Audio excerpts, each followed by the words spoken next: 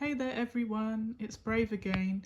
I'm just doing the part 2 to the other video that is regarding what happens after death. So what happens to the soul and what I've been made aware of from friends who've had past life, near-death experiences and whose souls actually travel to the other side and they were given information about what happens to you. So I was just saying that in the last video and then there was a distraction and I had to cut the video short and then just do a part 2. So let's continue.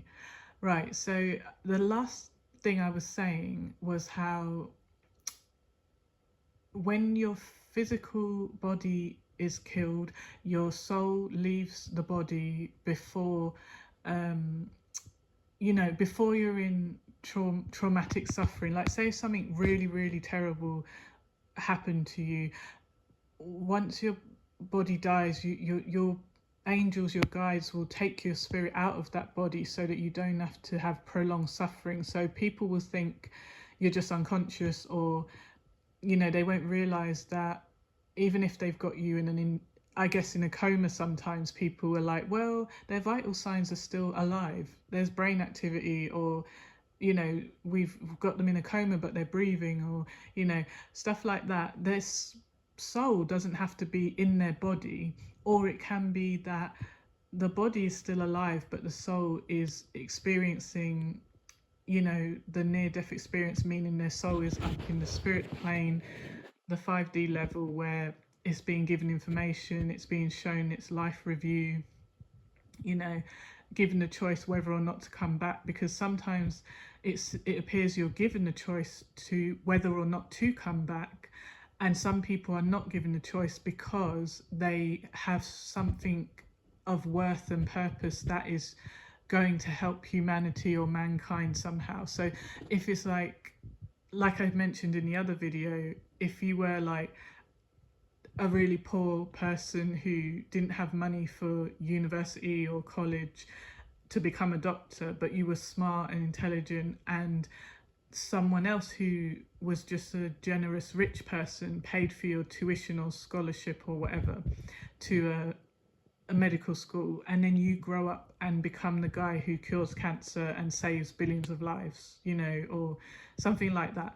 So that person, if they died before their time, might be made to come back because their purpose is too great, it's of high value to the collective en masse. So, not saying that anyone's life is not important, not saying that one person's life is more important than another.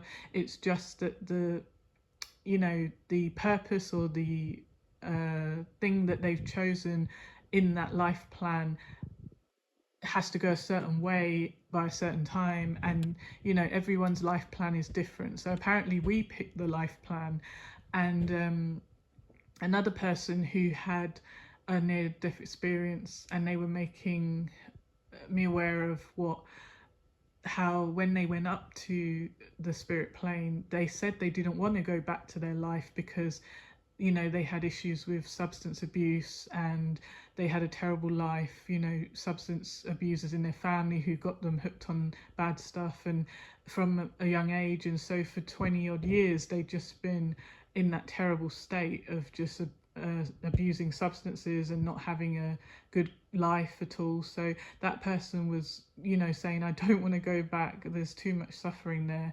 And that person had taken their life. And so when she was told she has to go back, she was like, well, what happens if I refuse, and don't go back? And then she was told, well, a reset would happen, you would be given other options, shown other life plans, but you will have to go back into one of these, be reincarnated and be born into one of these babies with this life plan.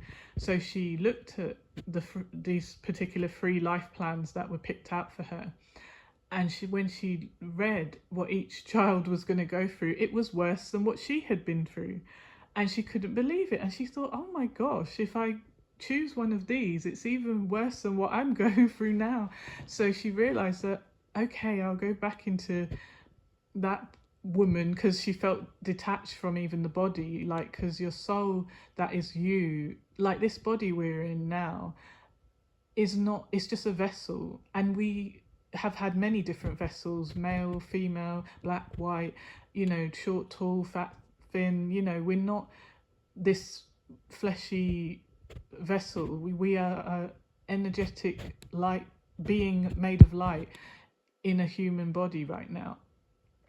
And the fact that, like, she said, you know, okay, if I have to go back into her, you know, how am I going to achieve anything or help anyone? Because look at the state my life is in.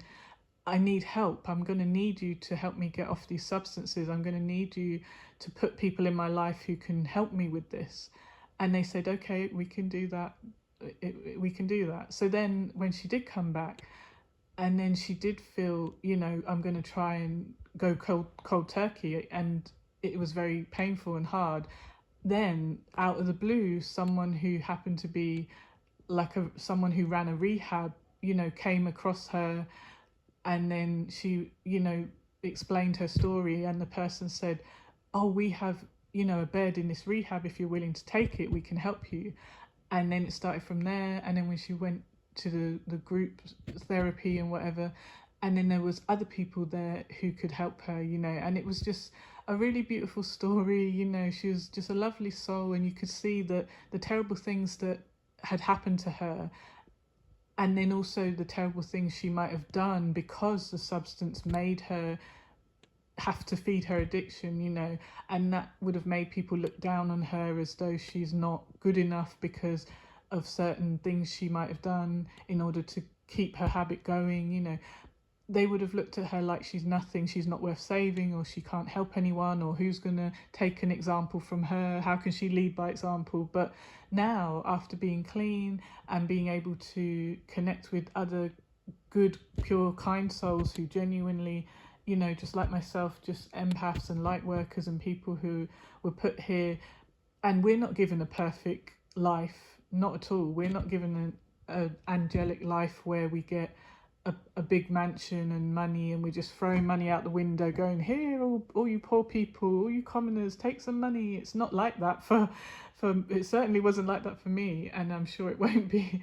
I'm sure I have more lessons to learn, and it's scary because I'm like, wow, how many more sufferings and lessons do I have to overcome? I keep climbing Mount Everest every year, and it's exhausting. You know, how many more mountains are there to climb? It's frightening sometimes, you know, and you really feel overwhelmed. Sometimes you have no one to talk to. Sometimes the people who even live with you, you look over and they're just on their phones. They're glued to their phones. They don't even ask you if you're okay. You kind of reach out to them and say, hey, can I have a conversation? And within 30 seconds of you talking, they're looking down at their phone, they're checking their phone, they got their earbuds in, they're secretly listening to a video they want to listen to, a frivolous, silly, insignificant, you know, thing that's not important. They don't have good priorities, as in, if your friend is overwhelmed and depressed, shouldn't that be your priority, to listen to them, even for 5 minutes? But some people just have no depth and no caring. That's the weird thing. Like, I wondered if the people who do the bad things down here, are they just pawns put in our way to test us? I wondered if some of us are the chosen people who have, you know, these divine purpose that we're supposed to carry out, but we're given immense tests and suffering, you know, very difficult tests. And I just thought, like, well, who are these bad people who are constantly put in our way, whether they're our boyfriends or girlfriends, whether they're our family, whether they're friends? Like, why is there a constant supply of bad intentioned people around all the time? You could literally build a cabin in the woods, and I swear someone will come and find you and do you wrong. And I've often said to myself, gosh, I wish I could just go and live in a cave in a mountain and just never see another soul, because the world makes you feel so angry and alone and fed up, and you could be in a city full of people, sitting in a place full of people, and those, you don't feel any love or any kindness. You know, they don't even hold a door for you. They'll let the door slam in your face. They look at you with anger and scorn. You know, they're just so dark and miserable, most people, and it's very sad. Like, when you do come across other kind souls, sometimes they're not in a place where they can stay in your life. Like, for instance, I'll tell you a little quick story. I met someone who I think was an earth angel like me, and he'd suffered a lot in his life. And we only met for 4 weeks. I'd gone to a new job in London, and he was a bit older than me, but it's like age didn't matter to me. But our souls, it was like I recognized his soul. And then at first I thought, oh, I can't tell him about what I feel. He's going to think I'm weird. But he recognized it too. And it was like we just wanted to hold hands, you know, no romantic stuff, just like let our souls be like two tornadoes, but not causing chaos, just spinning in unison, all calm and just beautiful. Our energies were so entwined without the need for any romance or anything. It was just so beautiful. And then he was like, oh, I feel so sad that I have to tell you, you know, I have to go away. Before I met you, I already had, you know, applied for a job in another country. My visas are all through. This is my last 8 weeks in the UK. You know, he was from the UK, from Scotland, and I'm from London. And it was the saddest thing to be like, oh my gosh, I just found you, but our paths weren't meant to cross for more than 4 weeks, you know? And it was so sad. And he was like, oh, don't worry, you'll find someone else. There's loads of people in the world. You'll forget me. And I never forgot him. Many, many years later, I remember I wanted to give him a gift. So I got him like a shirt. It was around Christmas time. So we went to a Christmas party and I gave him like an aftershave and a shirt and, you know, like cologne, men's perfume, as we call it. And it was like he was so touched by my kindness, but he was kind too. And he just said, what do you want? Anything you want, I'll get it. And I was like, no, you don't have to do that. And he was like, no, I'm serious. And I said, well, I was going to buy myself this watch, you know, on Carnaby Street when I get paid. And he was like, I'll buy it. He said, I'll buy you 2 watches if you want. And I was like, no, one's fine. They only had one anyway in the shop. It was like one of each style. There wasn't like tons of the replicas of the same style. And I was like, oh. And I remember even years later, I used to wear that watch, even when the watch had stopped and didn't work anymore and I couldn't get a battery to fit it. I still wore that watch even when the face cracked. I took the glass off and just wore it because the wristband was really nice anyway, and wide, like a cuff kind of thing, like a leather cuff, and it was my style and I really loved it. And I just used to feel so sad that I couldn't have kept in touch with him, because the sad thing was, I don't know if like he had to get a new mobile in the other country, but the number he gave me didn't work. It kind of got disconnected and I kept thinking, oh, did he not want to keep in touch with me or something? But then I thought, well, no, he's in another country. He probably had to get a new phone, you know. Not every country's SIM cards, you know, work, and he's going to live there forever. But it was like part of me felt like he needed to disconnect because the pain of keeping in touch and knowing he can never be with me. And I kind of understand that now, because now I'm older. If that happened to me now where I had to move to another country, then I come across someone and it was the best 4 weeks of my life, and then suddenly I have to let them go. It would have been harder keeping in touch because you know you can never be with that person. I mean, I wasn't going to fly over to that country and visit him. It was very far away. It would have been super expensive. And also it would have just been tethering us to each other in a way that wouldn't have made either of us complete, you know. So, but I never forgot him. I know his name. I won't say his name on here for privacy reasons, but I can see his face now, just thinking in my mind. And he was just such a kind soul. And we just understood each other without even speaking. we understood each other because we'd met before. More than likely, either he was part of my soul group or in a past life with me, or just meant to cross my path. But we already knew each other, and it was so angelic and beautiful, just the energy we felt from each other. Just sitting eating lunch together felt like we were on cloud nine, and that is something I don't find very often. I find people are very cold. They're not deep. They can't have a deep conversation with you. They don't connect with you. They don't, even when you have stuff in common, or even when you try to come up on what they like, even if you don't find it interesting, people are just so disconnected and cold and empty. And it worries me, really, to see that there's a lot more empty people on this earth plane, this earth school, whatever you want to call it. And I wonder, well, what's their purpose? Just to walk around being empty and hurting people? And like, are they just empty pawns here, like in the Matrix? Like that, what's the thing? The one that's chasing Neo, the ones in the suit. I forgot the one who Hugo Weaving played. I forgot the character's name. Is he Mr. Anderson or is Neo Mr. Anderson? I forgot. But the bad ones in the suits that keep trying to catch Neo and Morpheus and whatever. But yeah, it's just very hard for me to understand why there's only a few good people around. There'll be compared to the bad, I mean. Now, I haven't met every soul on the planet. I can't say, oh, there's only this amount of good people, because I'm sure there's many good people around the world. But from what I've seen in my city or my life when I've traveled the world, I had the opportunity to meet lots of different people from lots of different cultures through my work. And it was just such a strange thing.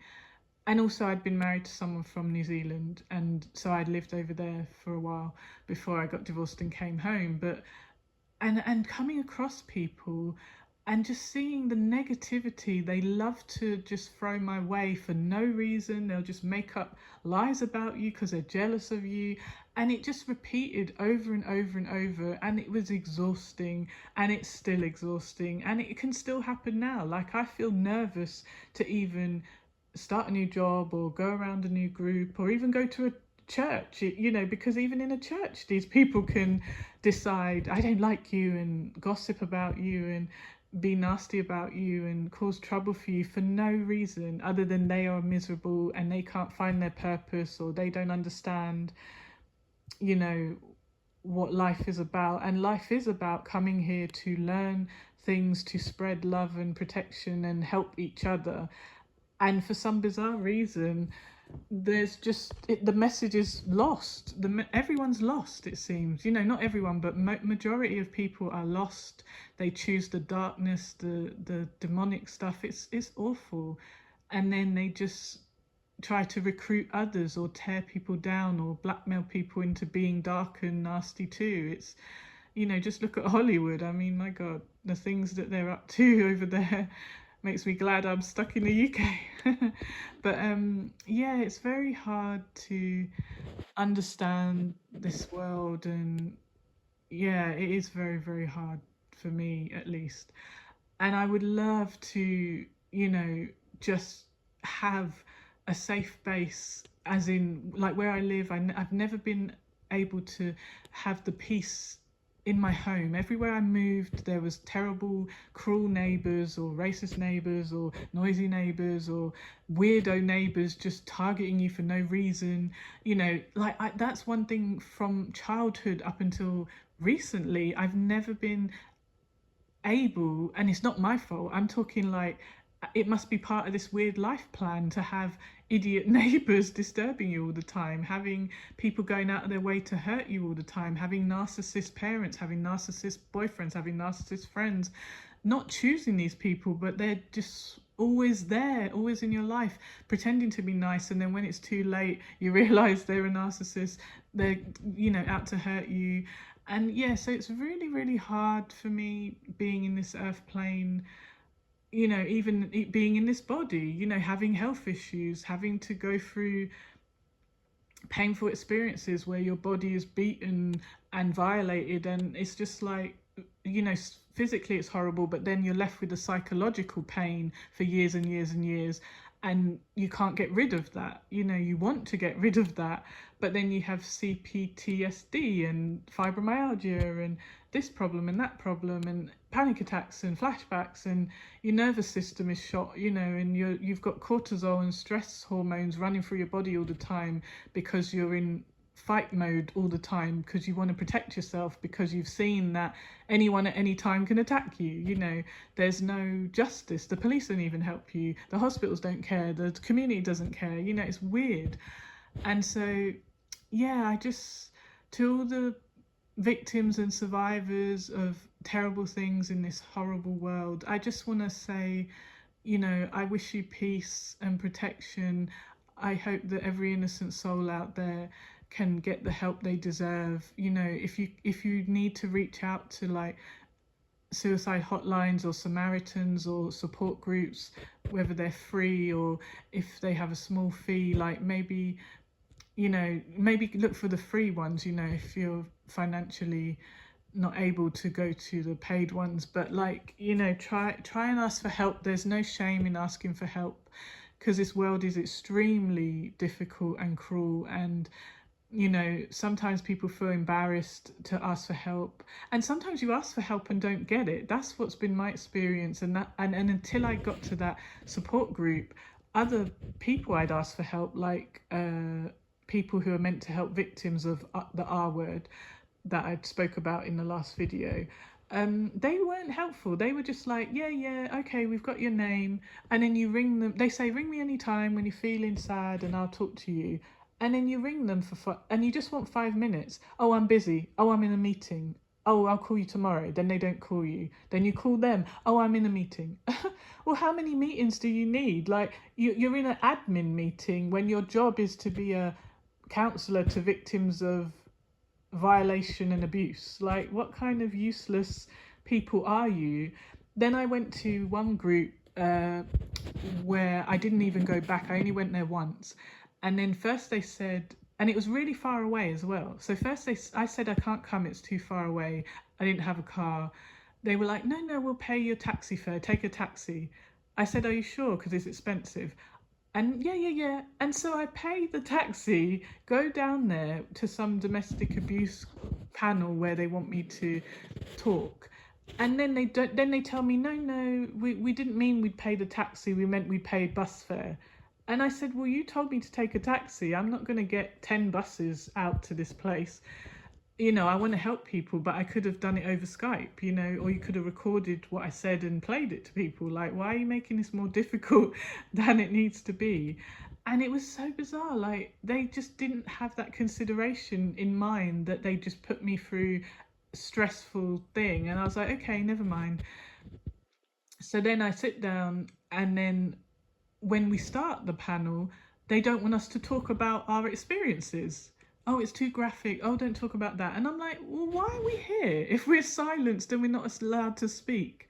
Oh, we're here to let's draw some pictures. And I was like, what are we, 5? I don't want to draw a picture. I don't want to colour in an adult colouring book. What is this rubbish? We need to speak. We need to tell our story. That's the whole point of this group. That's what I was led to believe.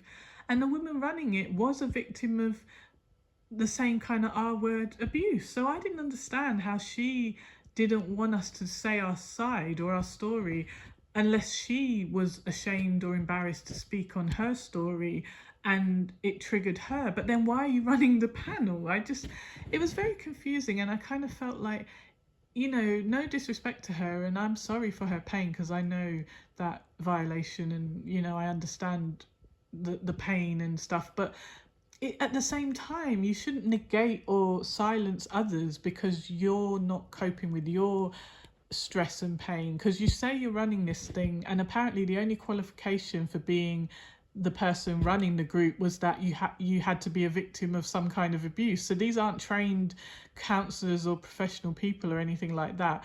Whereas I had a lot of training in counselling and psychology, and I'm not saying that to brag. I'm just saying I already had that. And even if I didn't have that, I had I'm an empath, and I'm very, able to heal others and help others just with my words and just with my comfort and kindness and support. And so I really could have ran that thing much better, but I just didn't even go back just because they weren't behaving in a way that was helpful to anyone. It just didn't. It seemed pointless, and a waste of our time. But yeah, so yeah, the last little thing I'll say, and then I'll wrap up this video, is just anyone who's lost a loved one, adult, child, family, friends, anyone, just know they can see you from the spirit world. They can watch over you. They can walk with you. You also have guardian angels and guides. Your ancestors walk with you. So when you're feeling low and grieving and sad and missing them, just remember that they want you to go forward in life and live your life till it's your time to meet them again on that spiritual plane. They don't want you to cut your journey short, even though I at times have felt like I can't go on.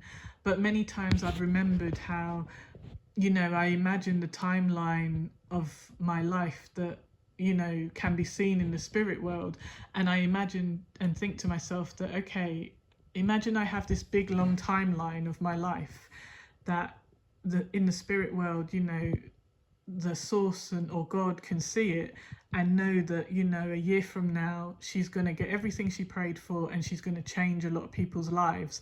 But because I couldn't hold on because the pain was too much, then if I cut my journey short, then I go up and look at my life review, then they would say, look at this, look at your timeline, look at your life review.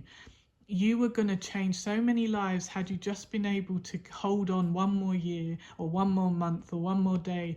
And look here, this is where you couldn't hold on. This is where you cut your journey short.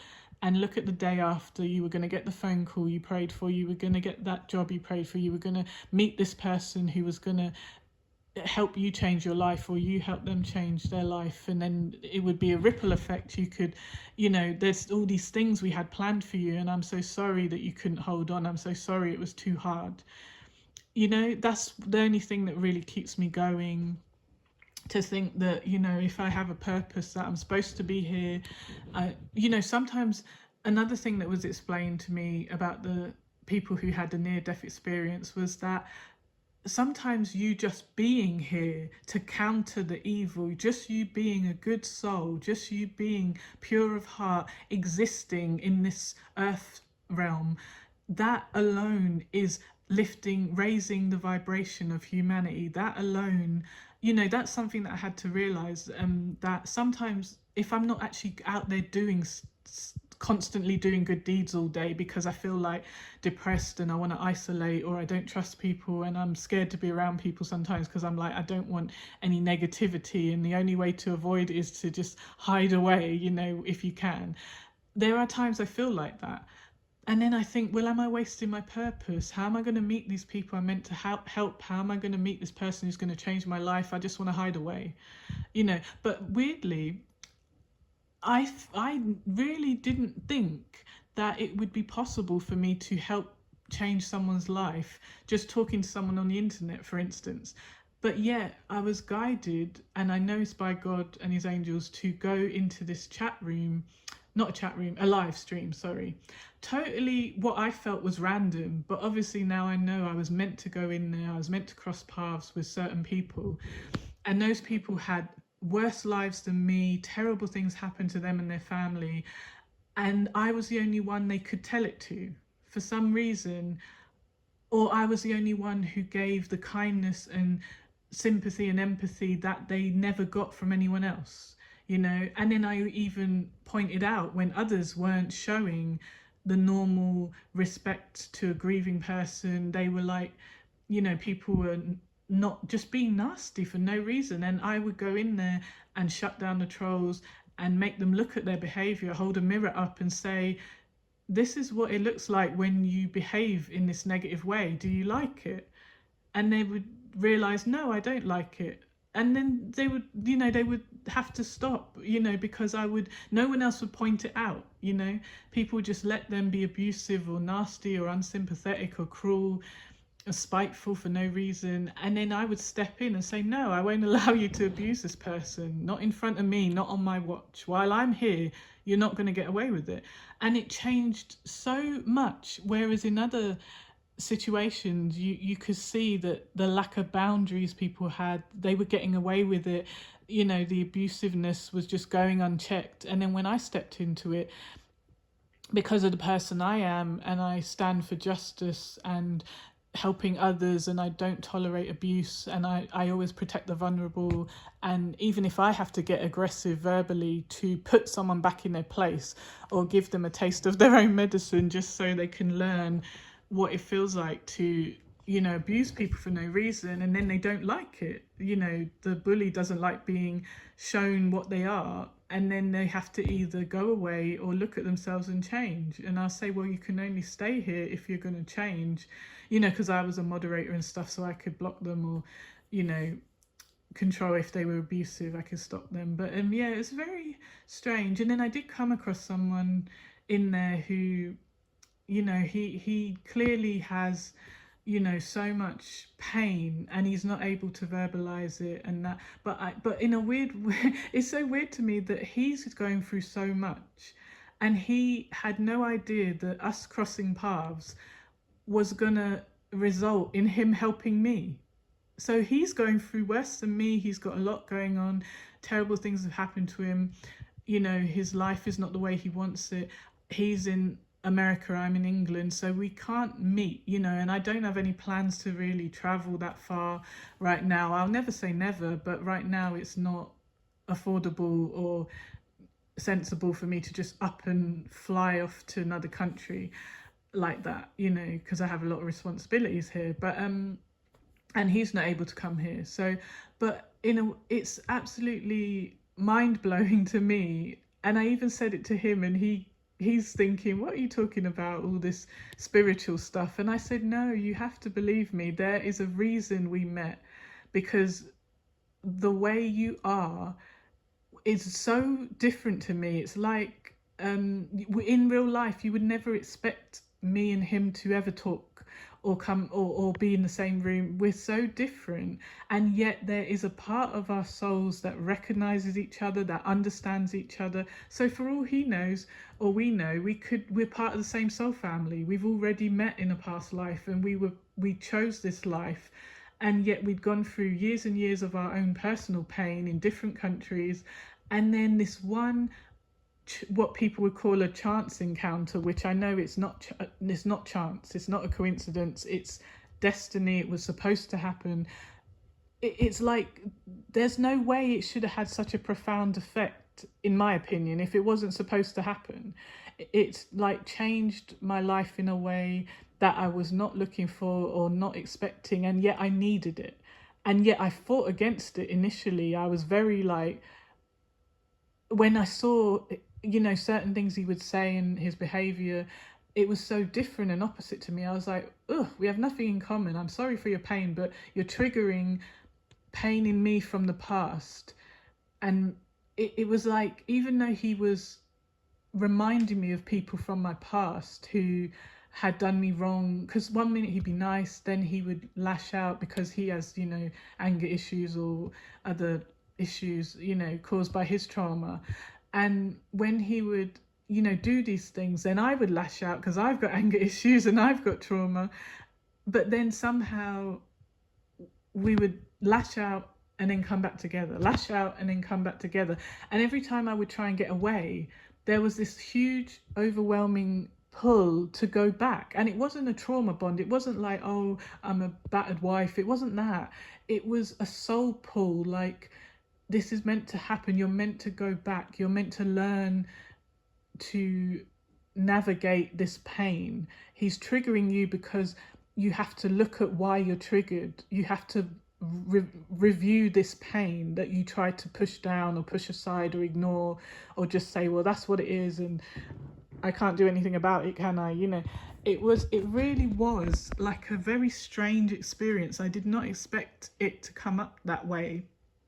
like I was really shocked when I actually realized what was going on, because initially I didn't realize that it was, you know, some fated meeting. I didn't even really notice this person initially. They came in and I'm like, oh, he's one of many, okay.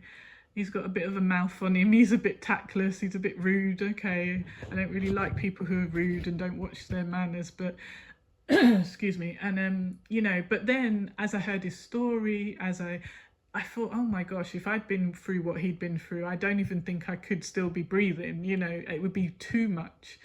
And I thought, God, how is he still here? How is he not taking himself out of here? It's so much pain, it's too much, you know. And my heart was broken for him, and he couldn't allow that.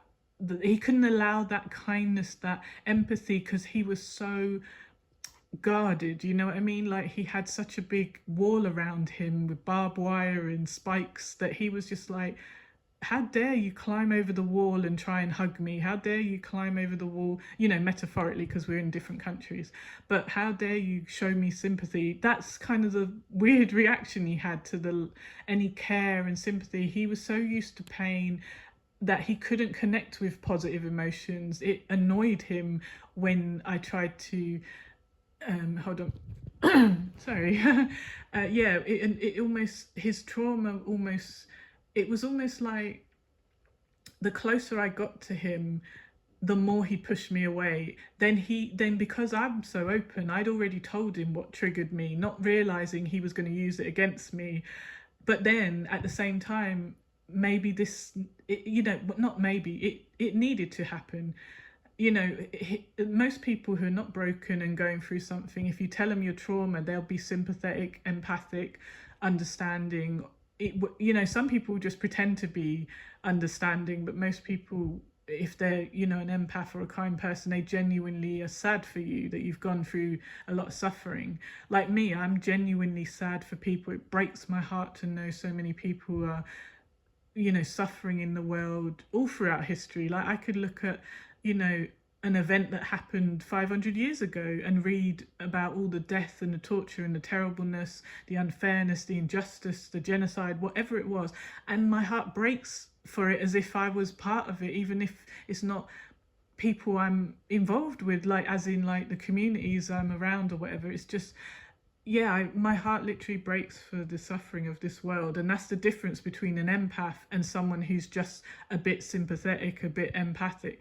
To be an empath is like having a special gift, you know, being an earth angel. That's what an empath is like. And yeah, it's very, very fascinating for me to talk about it on here, actually, because you know, I don't have tons of people who understand me in this world. I haven't really been able to connect with all my soul tribe. Maybe that's not meant to happen yet. You know, I've come across, like I said, a twin flame person, soulmate, but he wasn't meant to be with me happily ever after. He was just meant to teach me something. I was meant to teach him a lesson to learn, and it was a painful lesson. Sadly, it was through the pain that the lesson was learned. Then you have to split and get away from each other, because unfortunately it wasn't the happy ever after I was thinking it was going to be, and I didn't see it coming. So the lesson was extra painful.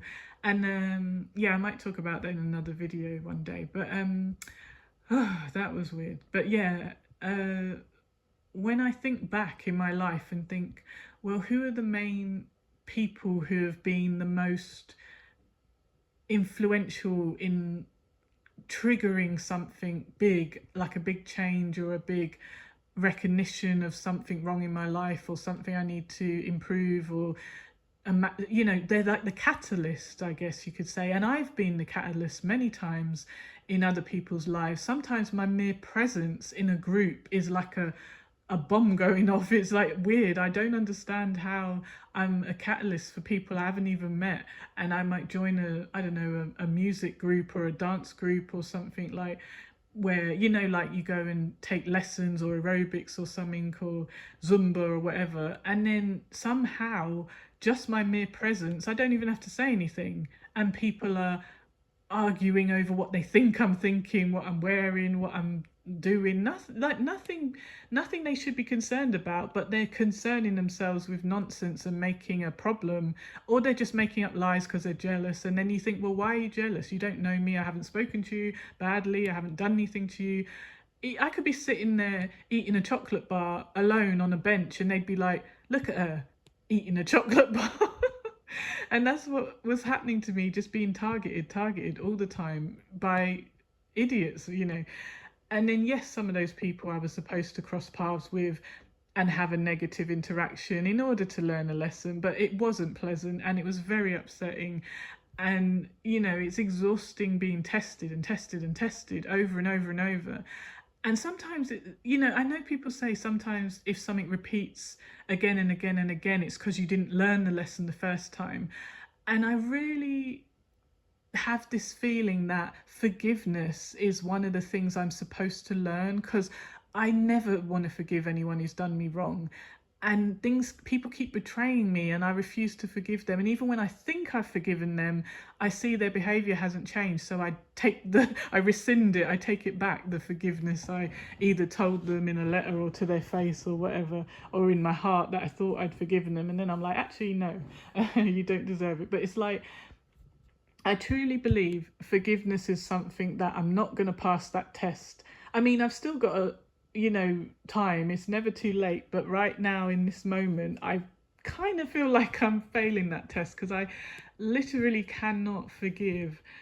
But at the same time, there have been some people who I thought I could never have compassion for because of what they did to me, but then they have been through something terrible and it did create a disorder in their brain, like a narcissistic personality disorder.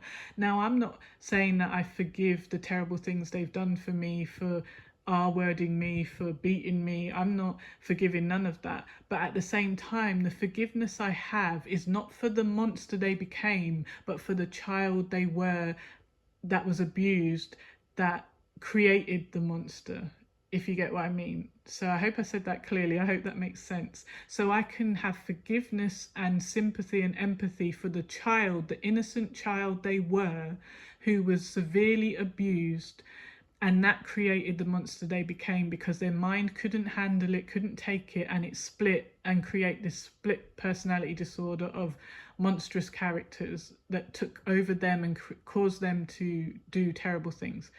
The trouble is, if they can never overcome this personality disorder and they continue to do terrible things and are left unchecked and no one stops them, I mean, I don't feel like I have to forgive that monster, you know, because even if, like, people say, like, oh, in my mind, you should at least try.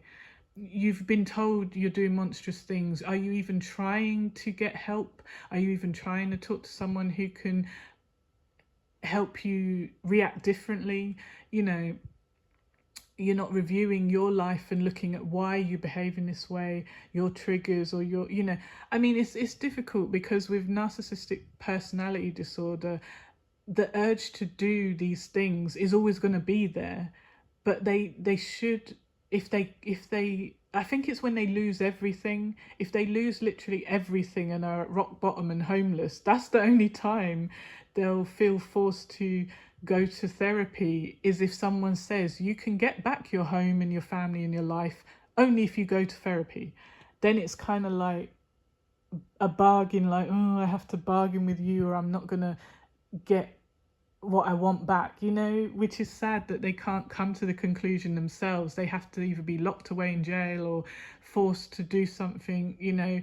And that's where I find it hard to forgive the adult narcissist. Like I said, I forgive the child. Well, I mean, I can't even really say I forgive the child. What I mean is, because the child didn't do anything. The child was created, the monster was created from the abuse the child suffered. So what I mean is, I'm not saying I forgive the child as if the child did something wrong, because they're innocent. But what I mean is, I have forgiveness for the fact that, oh, I don't know, or I have sympathy and empathy for the child that didn't get to live a normal life. I hope that makes sense. Like, yeah, because if I say I'm forgiving the child they were, that's like I'm implying that the child did something wrong, and they didn't. They were just an innocent 4 year old, 5 year old, 6 year old, powerless. And I was, from 7 years old to 15 year old, being beaten with a belt, slapped in the face, thrown across the room, all kinds of things by my parents, who were violent, narcissistic. They had narcissistic personality disorder, malignant, sadistic disorders, meaning they enjoyed inflicting pain. They enjoyed seeing the pain of making you homeless if you didn't obey, or you know lying about you, and yet I was blindly loyal to these monsters, because not because they deserved it, but because I was a loyal, decent person, and I felt like, well, I want my family to be normal. I had no idea that they could never be normal, and whether they wanted to or not, they could never be normal. I didn't. And then the sad thing is that the disorder makes them enjoy hurting you.